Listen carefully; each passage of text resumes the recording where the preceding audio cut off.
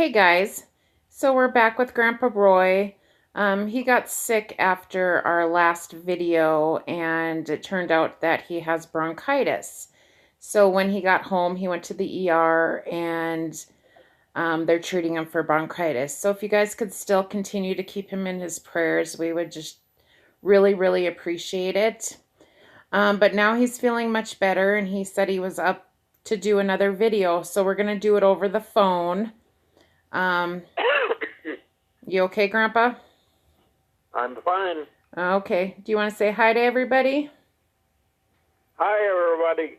I can't see you, but I can probably go by what you're saying by listening to Chanda. Okay. Well, so you're 91 years old and you didn't know your grandparents, but you knew your mother's mother, and then your parents, of course, passed away, and then you had three brothers and a sister, and they all got married, and so there was 10 of you, correct? I want to correct you. I Oh, got four brothers. There's five brothers and one sister in our family. oh yeah. Okay, I knew that. I knew that. And so now there's only you and one brother left and a sister-in-law. Right. Yeah. So we'll just move into our immediate family. As we said in your last video, you lost your first child. That was a girl when Grandma was 7 months pregnant with her. No, she went pretty much a little better than the 8 months. 8 months. It come a little early, but the baby was open on the spine on the back. It was alive right up until she was born, and then she passed away. But you didn't know there was anything wrong with her till she was born. Right. Yeah. And how was that? I mean, I've had two miscarriages in my life, and I know what it's like to lose a child, but um how did it affect you guys? Did you just want to wait a couple years till you had another one, or Yes, we did. We were married in October 10th, 1951, and our first baby was born in I think about 2 years and something afterwards. But then our first child was born in 1954 that lived, and that was Chanda's dad, Stewart. yeah, my dad. So we'll talk about Right. dad just a little bit. Um, so dad was diagnosed with multiple sclerosis when I think he was 27. I think I was about 7 years old when he was diagnosed. And so he just fought that battle for 33 years.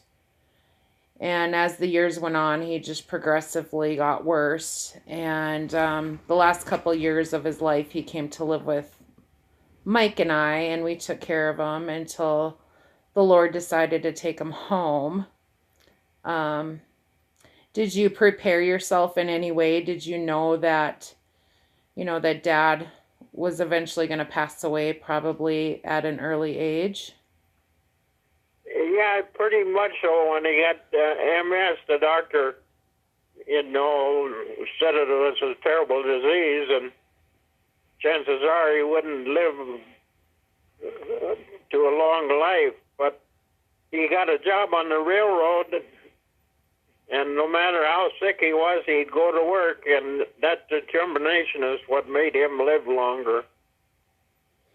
Yeah, absolutely. And I think just keeping busy and running and doing this and doing that kept him out of a wheelchair. I've worked in nursing homes before I opened my assisted living, and I took care of a lot of people that had multiple sclerosis. and some of them ended up in wheelchairs like right away. But Dad didn't really lose his legs till, 2 or 3 years before he did pass away. So, do you want Yeah, to, that's right. do you, That determination is what made him live much longer. He never gave up. yeah. Do you want to tell a story or something about Dad? Well, I could tell stories about the other two brothers more so. He was kind of quiet as far as around the house and around the yard, but he'd get into mischief right along with his two brothers. Brian was the youngest, always had a smile on his face. He was full of the dickens, but he never showed it too much around me. Yeah, Dad was, let's say, your hellion of a child. But we were actually just talking on the phone last night about how he just drove his cars to the grave, basically. He didn't know how to drive. He just drove like a wild child, basically, till he quit driving. Remember, we were talking about that last night? Yes, right. Yeah. Brian and Jamie were very careful driving, but your dad, as far as the car went, as fast as it could go. I think that's kind of where I got my lead foot. But okay, and then so your second son, Jamie, passed away in 2000. Do you want to tell that story? Yes, he had a home at the lake, and he done all his work then over the telephone at the lake and around the area. And he lived between two lakes, one that was real popular and one that wasn't quite so popular, but there was only about 300 feet between them, and his trailer faced the smaller lake, and right outside his door was a driveway that went left to right, and then on the other side of the driveway there was a tapered from there down to the smaller lake, and then there was a large drop-off, something like a good 10 feet, and just covered with trees. And he'd get up at the break of dawn, and his trailer would be hooked up his van, and he'd pull it a half a mile and launch it on a dock there, and then about 9 o'clock he'd come in and he'd park it right in the front, alongside of the driveway, so that the other side of him was where it started to go downhill. And then in the afternoon, about 3 o'clock, he'd go out to get ready to go fishing.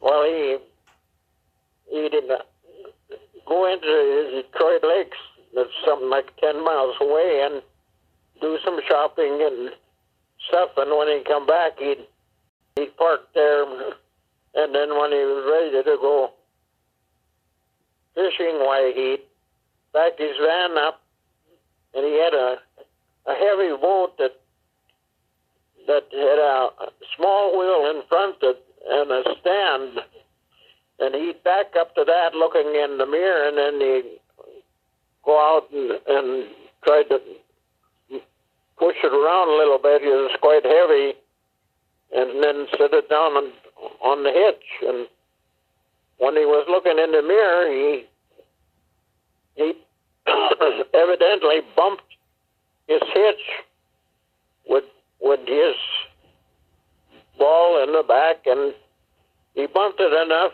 to where back on the boat, and then it turned, that front of the boat turned towards the small lake and started to roll down the hill, and he seen it, and his motor was running, his lights was on, and his door was open, and he jumped out, and nobody seen him. He must have got in front of the boat trying to stop it, and of course a heavy boat, there was no chance that he could stop it.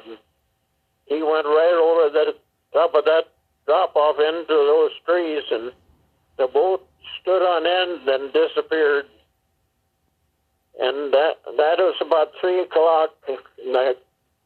The caretaker seen his car with the lights on, the motor running, and door open, and was only normal because he's seen that all the time when people launch their boats and pick them back up again. And so later on in the afternoon, he noticed that car was still sitting that way, and he went over, and Jamie wasn't around, and he went to his door, and he was going to go fishing, so he locked the door on the trailer, and he rapped, and nobody answered, and then he happened to see the tracks from that heavy boat going towards the small lake. He could tell in the grass. He went there and looked over the side, and he found the boat, and then he called the fire department. And they didn't get him out of there. They had to get a hoist to lift that boat back up. The fire department from Detroit Lakes, and so they didn't get him out of there. They started about 9 o'clock, and they looked in his wallet, and he had no ID. He'd always take his receipts from eating out or anything he bought, and he'd stuff it in his wallet, and it was so thick but not a single bit of evidence of who he was. And somehow or other, they contacted somebody that knew his brother Brian in Grand Forks, and so they called him, and then he called me at 11:30 at night that he had been killed. And he was, I've forgotten now. I suppose he was around 30 years old. No, he was 42. 40, that's right, he was 42. He was 42 because his brother-in-law's brother wasn't married. He was mowing his lawn a month later, and he had a heart attack and fell off the mower, and he was the same age as what Jamie was when he passed away. Yeah. So, that was pretty hard on you and Grandma, of course. Well, losing your middle son, and then losing your older son, and then I lost my wife 7.5 years ago in September 13th, or September 12th, September 13th, 2012.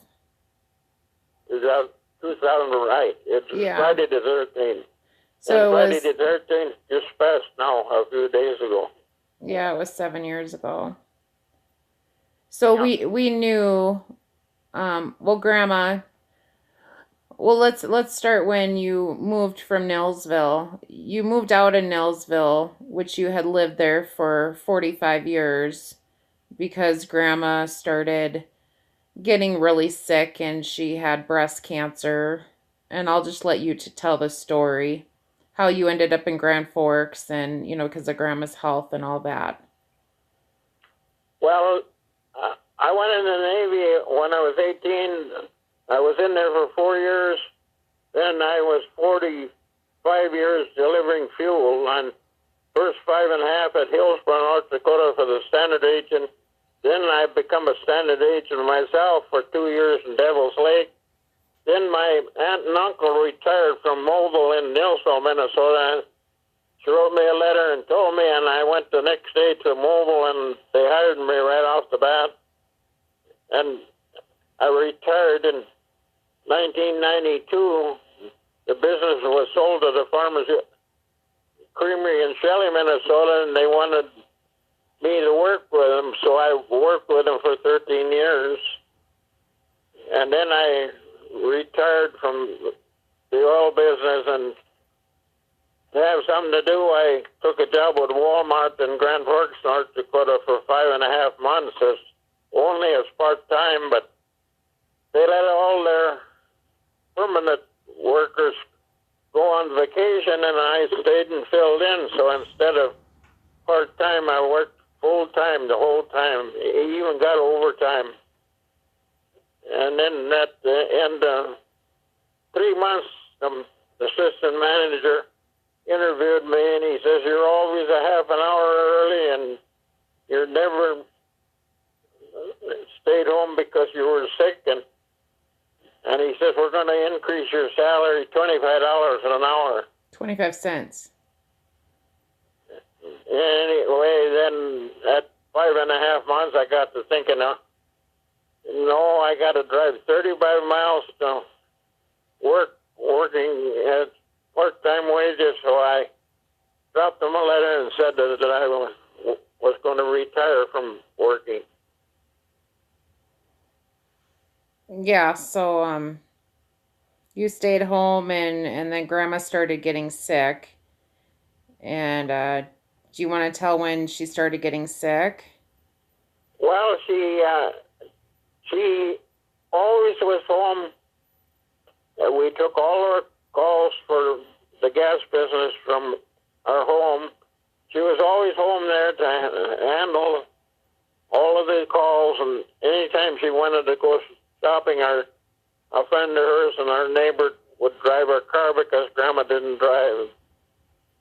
And so she'd take occasionally a shopping spree in Fargo, and then I could switch my phone from my house over to my aunt and uncles that lived just a few blocks away that used to have the business, and my aunt would take all the calls when Grandma was gone shopping. So she got breaks. Otherwise, she was there just about all of the time. Later on in life, we started taking a few vacations, but since I just myself to do all the work for my company, it was impossible to get away, so I hired a young farmer that took my place when we would go on a few vacations, because I had a sister that lived in California, and she had 2 brothers in California. And then she'd went to the doctor because she was kind of I wouldn't call it high strung, but the doctor says, "Well, isn't there something that you could start doing, making or something, and that would help you?" And so she went to a class in the neighboring town and done make vases and paint them, and she was real good at artist work. And then she got into a group that made cakes, and she started making wedding cakes, and she'd done that for over 30 years, and she made just beautiful cakes.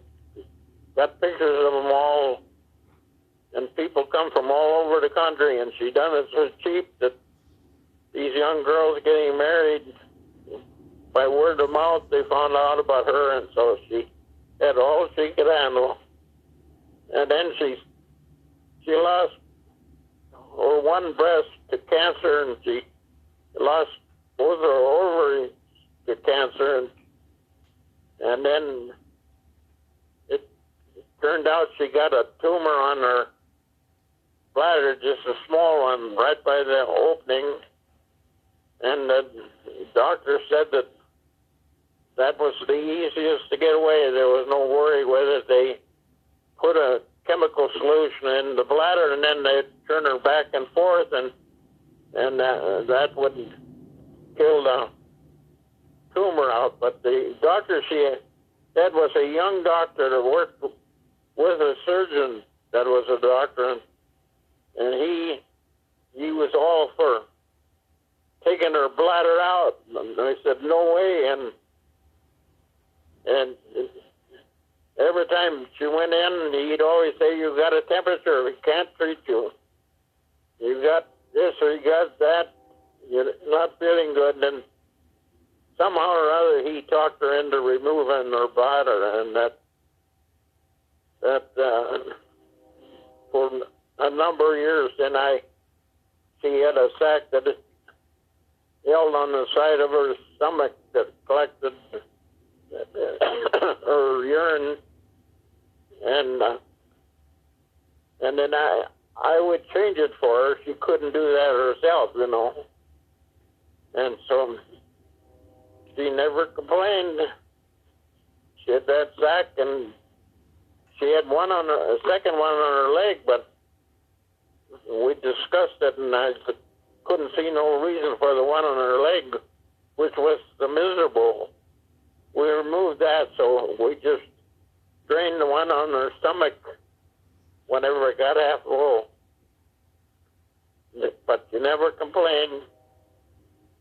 We were retired, then we moved to Grand Forks, and from the time we got to Grand Forks in 2007, she started doctoring. And the doctor could never tell really what was wrong. Him and I discussed it. And 2 weeks before she passed away, she was in the hospital, and we come home, and then 2 weeks later, she was so sick in the middle of the night, I said, we got to take her to the hospital, and they put her in intensive care for 6 days. And they had life support on her, and the 2 doctors took my daughter and my daughter-in-law and I in a room made especially for discussing it. And he said that she could live a day, she could live a week, but they was almost certain she'd never live longer than 3 weeks. And they said, if you don't decide to take the life support off, she's going to have her kidneys go in for dialysis, and that is not fun. It's usually 2-3 hours. So we discussed it and figured they were so sure that she would not live, you know, with the life support on. So we thought that rather than just let her lay there and be tortured, she hadn't ate for 6 days, and so right away then, within 10 minutes, they were taking the life support off, and they were going to move her to the 4th floor in the hospital for privacy, because there was nobody up there, and I told them that I'm going to run up to that room, so when she comes, I'll be there. And 5 minutes later, they took her bed right from intensive care and rolled it. The elevator come up 1 floor and down the hallway, and she was laying on her back, looking at the ceiling, and I think it scared her. And she come through the door, and there were 2 nurses. I seen her take a big, deep breath, and I figured, well, she's going to be fine in there. The second breath never come. She passed away before they got her bed all the way in. And it was, well, losing 2 sons and then losing your wife, and I got a cemetery plot at the Neilsville Cemetery for 4. My 2 sons are there, and my wife is there, and there's 1 empty one, and you can guess who that's for. Yeah, we're looking at the picture right now. I just pulled it up of your tombstone, and My dad's on the left, and then you're the second, and then grandma's the third, and then Jamie's on the right end. Yeah, Jamie was the first one there. then your grandma, and then your dad. Yeah. We don't want And you to we go got, there, though. You're going to go in the rapture with us. Right? I sure hope that you're right about it coming. Yeah, we know it's coming. We know the Lord's coming for us. So Yeah, you're not going in that grave. well, the Bible was all history except Revelation. Revelation hadn't come yet. And some years ago it started, 1948. And from then on it's been signs. It said when the signs is there, look up because the rapture is coming soon. Yeah. And you got it down to so many days after 1948. Yep, when Israel became a nation. 70 years, 80 by strength, and that was the second coming. We've been talking a lot. Every time we talk on the phone, we always talk about Jesus coming. But I don't think you ever thought you'd live to be 91. Did No, you? just No. about everybody retired at 65, and they probably died at 75. No, my next birthday, I'm going to be 92, May 2nd, born in 1928. All I have to do is look at the 1928 cars, and I can tell how old I am. So yeah, I remember our daughter passed away August of 2011, and we came back a year later for the burial, and so my husband and I decided to stay with Grandma and Grandpa the night before we came back home to Montana. And Grandma was real sick that night. She just wasn't feeling good. And we all went out for dinner, and Grandpa was hesitant on leaving her. And I knew something was wrong because Grandma would never pass up going out to dinner. She liked to be with her family, and just going out to eat was a big thing for her. And she just said, "No, you go ahead and go with the kids." And Grandpa kissed her goodbye, and we were gone for about an hour. And then when it was time for Mike and I to leave, I she was sitting in the recliner, and they have a hallway from the front door into the living room. It's kind of a long hallway, and I just knew that there was something wrong. I mean, she always said she was doing okay and everything else. She never complained about anything, but just looking at her, I just knew that was probably going to be the last time I saw her. And I wasn't aware. Grandma and Grandpa never let me know the bad things that were happening. Um, but I just felt it, and I just remember giving her a kiss goodbye, and she just looked at me and smiled, and she had just these beautiful big blue eyes, and I just stood at the doorway, and she just looked down at the hall, and she just smiled. And yeah, it felt like I stood there 10 minutes, which it was only a couple minutes, but it's hard when you know that your loved one's going to pass before you see him next time to walk away from that. That was the hardest thing that I had to do, was close that door. And then I think Brian called me about a week later and said, "Grandma, I think that's when she ended up in the hospital." And I asked him, I said, "Do I need to come home?" And he said, "No, because Grandma's been in the hospital so many times. They're going to do tests, and I'm sure she's going to be home soon." And then I got the call that she passed away. So we got in the car. Well, it's kind of tough. If you lived in Fargo, you would be right there, but you were 12 hours away, and every time she went to the hospital, it could have been the time when she'd pass away, and there were so many times that you would have been running back and forth, and it takes a whole 12 hours of steady driving to come from Livingston to Grand Forks. And Yeah. we didn't have the faintest idea. We had her in intensive care, and they had her all hooked up, and she appeared to be doing fine. She never talked. Then when we brought her in, the doctor come right to me, and he said that her blood pressure was down to 40, and she would have died within minutes. But he gave her a shot and brought it back up to 60, and she laid there for 6 days. She never had no food. They had to intervene this and that. And out of a clear blue sky, she says, "I'm dying, aren't I?"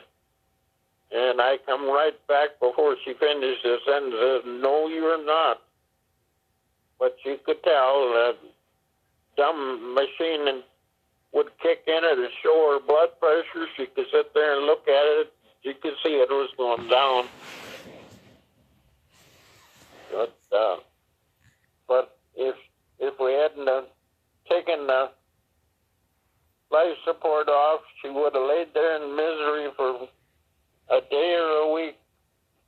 But both doctors was certain that she'd never live any longer than 3 weeks, even with the life support on. Yeah, and It was tough. It was really tough. I was a little upset that I wasn't there, but I just knew that if I was meant to be there, that the Lord would have had me there. And my grandma was always my mom, and my grandma and I were really, really close. So I don't think I probably could have handled that at the time. So, um, but when I did come home and go to the funeral, she hadn't looked that wonderful in years. The last 10 years of her life, she just went through so much, and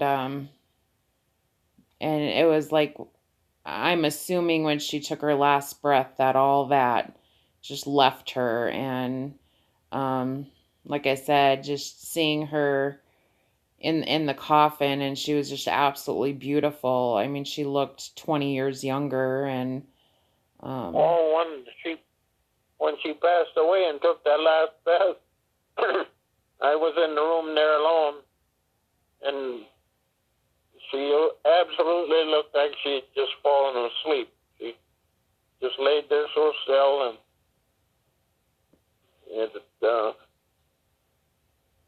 it's not a good feeling. no, not at all.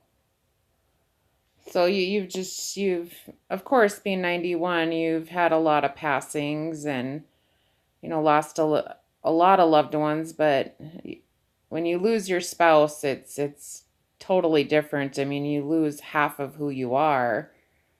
And now she's been gone for 7 years, but you still maintain to be positive, and be here for your family, and watching your grandchildren grow up. And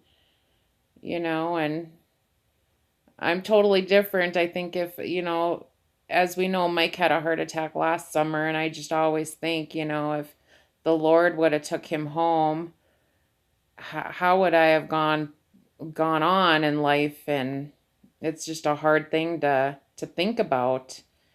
So I was just very blessed that the Lord saved him and allowed him to continue this journey with us, and see the day that the Lord comes back to get us. So that's just what keeps us going, knowing, we hurt inside because it's our loved ones, my dad and my uncle and grandma, of course. And, is that just what keeps you going too, is knowing that one day soon we'll be home with them as well. This isn't the end. We know we're going to see them again. Yeah, well, life goes on. You see, your 40-year-old son get killed. You see, I think he wasn't quite 60, or he was around 60 when he passed away, and then your grandma passed away when, and She was 83. yeah, and then you see, I've got so many grandchildren. I thought I was all done with them. They all growed up. Then within 1 year, I get a granddaughter that has twin girls, and within a year again, I had a grandson that got a boy and a girl. So I got 4 grandchildren all within a year. 5. And now, And your and your first great grandson, Talon. yeah, but I'm talking about my children and my grandchildren, and now I end up, I got one little rascal he's my great grandson. Lives in Livingston, comes and sees his grandma every day. Life goes on, and it won't be long, and he'll be graduating from high school, getting married, and if there's no way I could still be living. Otherwise, I'd be a great grandfather. No, Grandpa, we're going home. Remember, you got to stay positive and know that Jesus is coming. Live long enough to see my great grandson. You missed my point. Oh, I'm sorry. But yeah, that's what you just say that keeps you going. I mean, even though, you've lost so many people in your life, you just have so much more to live for. But staying positive and happy, that knowing that Jesus is real and heaven is real, and that even if the rapture wasn't going to happen, we know that we will one day be united with them again. Yeah, and once that time is all gone by, seems so short. Life has went so fast, but it took me forever to get off the farm at 18, get through high school for 4 years, get through the Navy for 4 years. I didn't think there'd ever be a time that it would happen, and then when it's gone by, and I got out of the Navy in 1951 and got married. Now that's almost 70 years ago. Yeah. The older we get, the faster the time goes by. That's for sure. That's right. But it's one thing you got to remember: when you sit and look at the clock with a second hand on it, it just keeps turning and turning and turning and turning. It has been doing it ever since the world was created. Yeah.